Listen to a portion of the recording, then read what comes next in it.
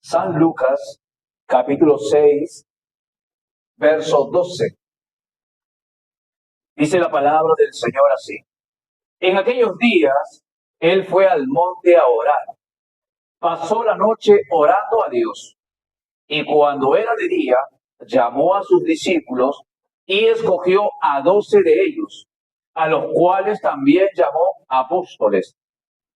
A Simón, a quien también llamó Pedro, a Andrés su hermano, Jacobo y Juan, Felipe y Bartolomé, Mateo, Tomás, Jacobo, hijo de Alfeo, Simón, llamado Celote, Judas, hermano de Jacobo, y Judas Iscariote, que llegó a ser el traidor.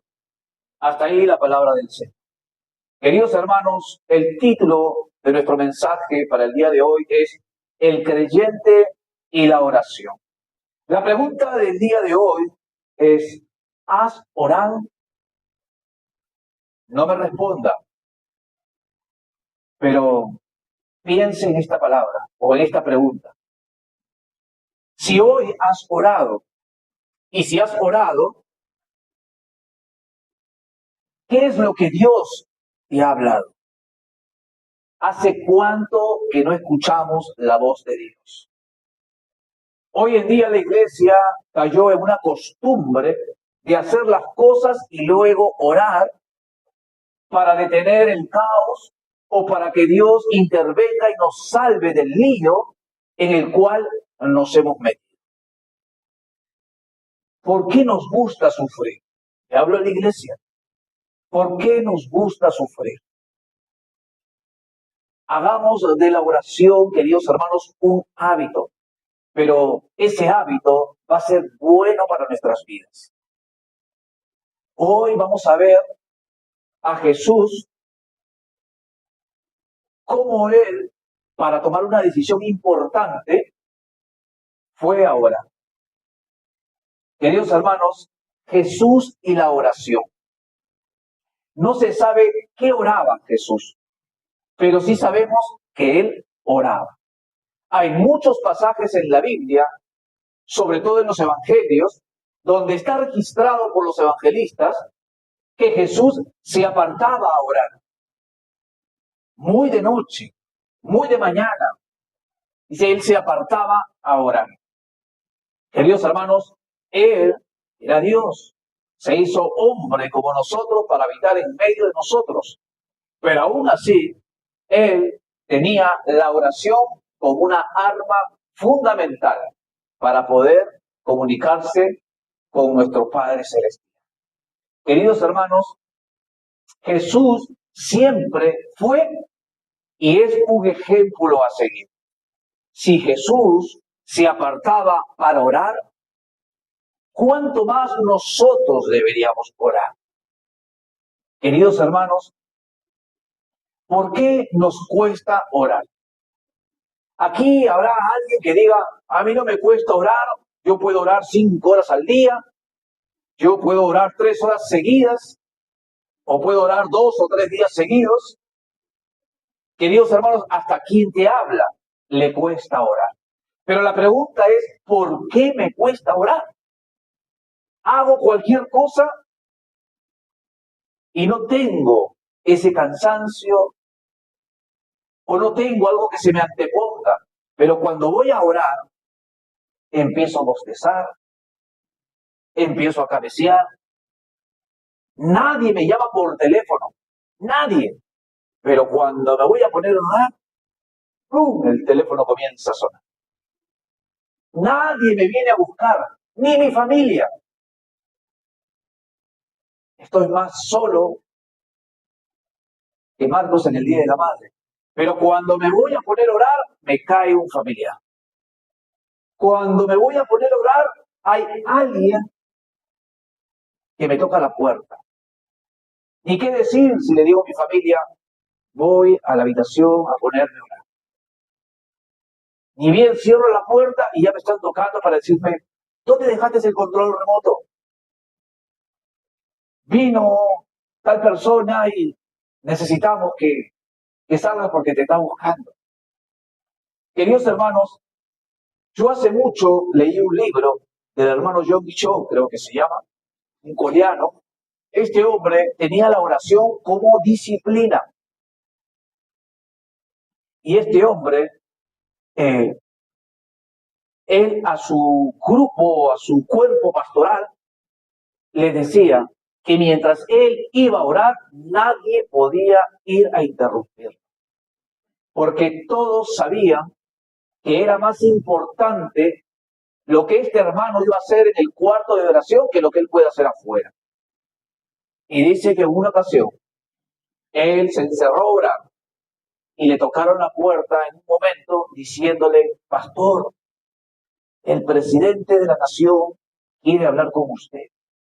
Y él respondió y le dijo, estoy ocupado, porque estoy hablando con el presidente del universo. Imagínense, le toca a usted la puerta, Dina, ¡pum!, rapidito sale. Queridos hermanos, ¿por qué nos cuesta orar? A nuestra carne, a nuestra humanidad no le gusta orar. Podemos hacer cualquier cosa, pero no nos gusta orar. Es una disciplina que tenemos que empezar a ejecutar, hacer de la oración un hábito. Ahora, también hay un personaje que no le conviene que tú ores. Y ese personaje es Satanás, el diablo. Porque cuando tú oras, no solamente recibes fortaleza de Dios, fortaleza espiritual, sino Dios abre los ojos, te da un discernimiento para que tú veas lo que otros no ven. O sea, es una ventaja para el creyente la oración. Y no solamente eso, sino que Dios te habla, Dios te dirige. En muchas ocasiones he tomado decisiones. En algunas las tomé por mi cuenta y en otras pedí a Dios que me dirigiera. Y yo, haciendo un análisis, puedo decir que de las veces que yo decidí, casi siempre me fue mal. Pero de las veces que yo pedí a Dios guía, que me traiga claridad o que me revele lo que puede pasar o acontecer, casi siempre le he acertado. Queridos hermanos, nosotros de la oración tenemos que hacer un hábito. Tenemos el ejemplo de Jesús. Él no solamente oraba, sino que también enseñó a sus discípulos. Por eso tenemos el Padre Nuestro. Y el Padre Nuestro tiene un significado. Pero nosotros hemos agarrado el Padre Nuestro simplemente como una repetición de una frase linda. Pero hay un significado de cada frase que en su momento ya se les ha enseñado. No es simplemente repetir por repetir. Querido hermano, Jesús dice que pasó la noche orando. Yo le pregunto a usted, ¿cuánto tiempo ha sido como máximo lo que usted ha orado? 5 minutos al día, no al mes. No me diga, pastor, yo al mes oro 5 minutos, no oras de nada. Pero ¿cuál es el tiempo máximo que usted le ha dado a Dios en la oración? 5 minutos, 10 minutos, media hora. El hermano Gigi Ávila, que hoy está en la presencia del Señor, decía en uno de sus libros que Jesús, cuando fue al monte con sus discípulos, le dijo, velen y oren. Y él dice que se apartó más para tener un encuentro personal con Dios. Y cuando regresa, los encontró a todos durmiendo. Y les dijo, ¿acaso no han podido velar ni siquiera una hora? Y este hermano decía que como mínimo el cristiano puede orar una hora. Cuando yo escuché eso dije, entonces yo no entro en esa lista de hermanos que realmente tienen una vida de oración, porque con la justa llegaba a 10 minutos. Pero eso es formar un hábito, querido hermano. El poder hacer de la oración una práctica continua. Yo entendí eso. Como te dije, la oración nos cuesta a todos. Y en la oración uno tiene que tener un sacrificio, sacrificarse para que pueda entrar en la oración. Porque después del sacrificio viene el placer. ¿Y cuál es el placer? En ese momento que tú te metes a orar, haces un sacrificio porque luchas con tu carne. No sabes qué cosa pedirle a Dios. Te dicen que hagas una lista y que conforme a la lista le pidas a Dios. Terminas tu lista y alcanzaste un minuto orando y después no sabes qué cosa más decir. Esa parte es una lucha que tu humanidad tiene. Porque ya no sabes si ponerte de rodillas, no sabes si ponerte, agarrar una silla, sentarte, no sabes si orar parado, orar con los ojos abiertos. Es un sacrificio que tu cuerpo hace o que tú le pides a tu cuerpo que haga. Un sacrificio en el cual tú puedas estar apartado y buscando el rostro de Dios a través de la oración. Y ese sacrificio que te conlleva a que el enemigo te distraiga. El enemigo empiece a batallar, empiece a luchar para obtener él la victoria y sacarte del momento de oración. Cuando tú te sacrificas en ese aspecto, querido hermano, algo se rompe en el mundo espiritual. Es como que un velo no te permite entrar a la presencia de Dios. Pero ese sacrificio te lleva a que tú sigas hacia adelante. Y cuando logras atravesar ese techo, cuando logras atravesar ese velo, oiga, la presencia de Dios comienza a descender.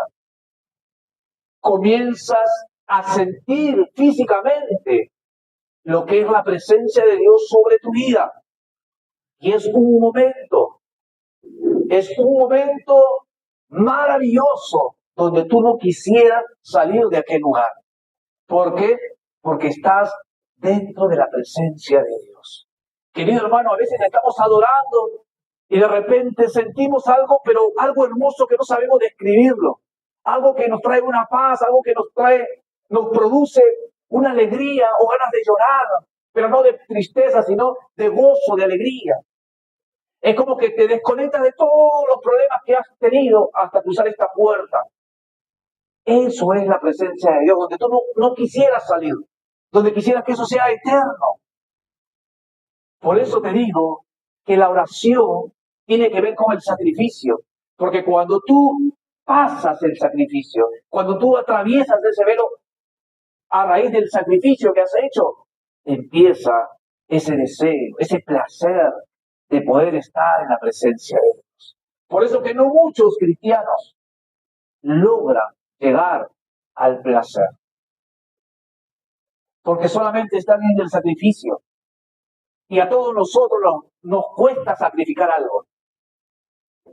¿Qué le dijo Dios a Abraham? Agarra a tu hijo, agarra leña y ándate al monte y haz un sacrificio.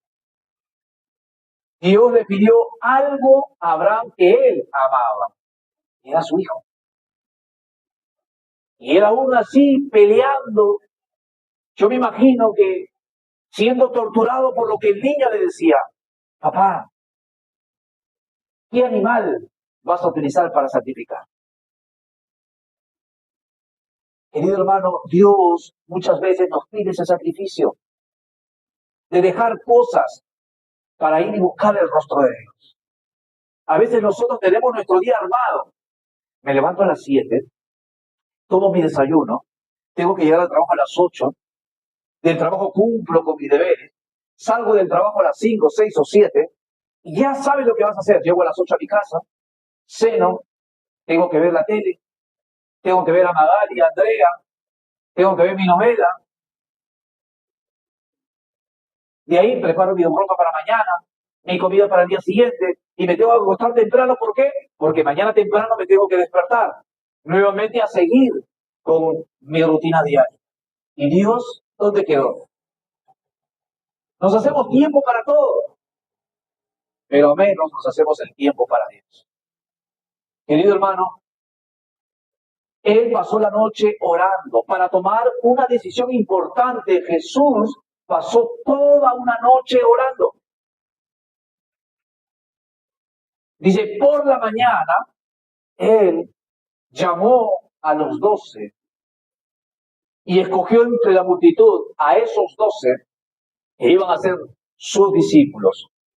Querido hermano, pero dentro de los 12, la Biblia dice que estaba el traidor. O sea, uno por ahí dirá, pero ¿para qué le sirvió orar tanto? Si a las finales Jesús, escogiendo, se equivocó. Porque fácil, él pudo haber sacado a Judas y hubiera puesto a otro. Querido hermano, la importancia de la oración es que Dios te revela lo que va a suceder. Jesús sabía que Judas lo iba a traicionar.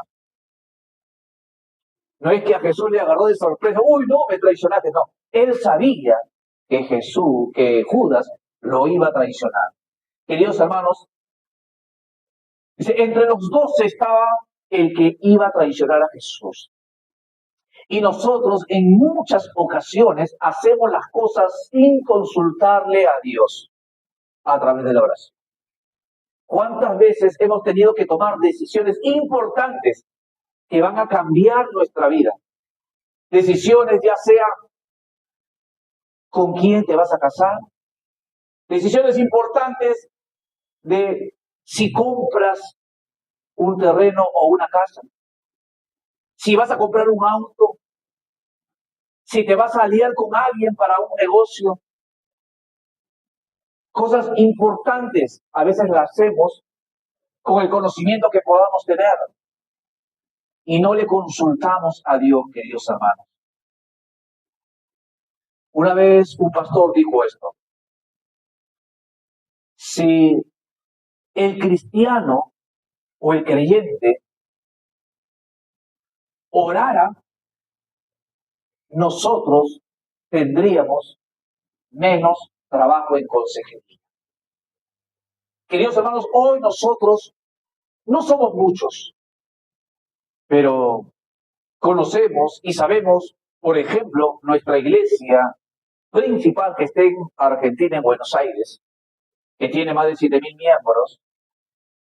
Imagínense que yo, siendo testigo con mi esposa, la reunión terminaba domingo a las 11 y nuestro pastor se iba a la casa a descansar a las 2 de la mañana. ¿Por qué? Porque desde que terminaba la reunión venía la consejería. ¿Y cuál era los consejos que se le pedían? Habían unos que eran muy importantes y otros que eran, no sé si era chiste o broma. Por ejemplo, pastor, estoy preocupado. ¿Por qué? Porque he soñado con un dragón de 2 cabezas que venía persiguiéndome. Y no sé si algo tiene que ver con lo que me está aconteciendo. Pastor, soñé con sangre. Alguien me va a traicionar. Aquí hay de esos que dicen que soñaste con sangre. Cuidado, alguien te va a traicionar. ¿Soñaste con un muerto? Soñé con un muerto. En el barrio alguien va a morir. Hay un espíritu de brujería en tu vida. Pero aquí no hay. En nuestra iglesia no pasa eso, ¿verdad? En otra iglesia sí pasa. Queridos hermanos, yo decía, ¿qué razón tenía este pastor? Si realmente la iglesia o el cristiano, el creyente orara, nosotros tendríamos menos trabajo en consejería. Y ese tiempo lo ocuparíamos en otras cosas, para ayudar al que recién viene a la iglesia. Y no para estar detrás del hermano que tiene 20 años en la iglesia y hasta ahora no sabe cómo orar o cómo enfrentar un ataque del diablo. Queridos hermanos, Jesús no se equivocó para nada. Aunque uno leyendo la escritura dice, pero Jesús, si tú lo sabes todo, ¿cómo te vas a equivocar si sabías que Judas era el traidor? Querido hermano, Jesús sabía que Judas sería la persona que le iba a traicionar. No me voy a meter mucho en este tema, porque también hay una enseñanza sobre esto, pero Jesús sabía que Judas lo iba a traicionar.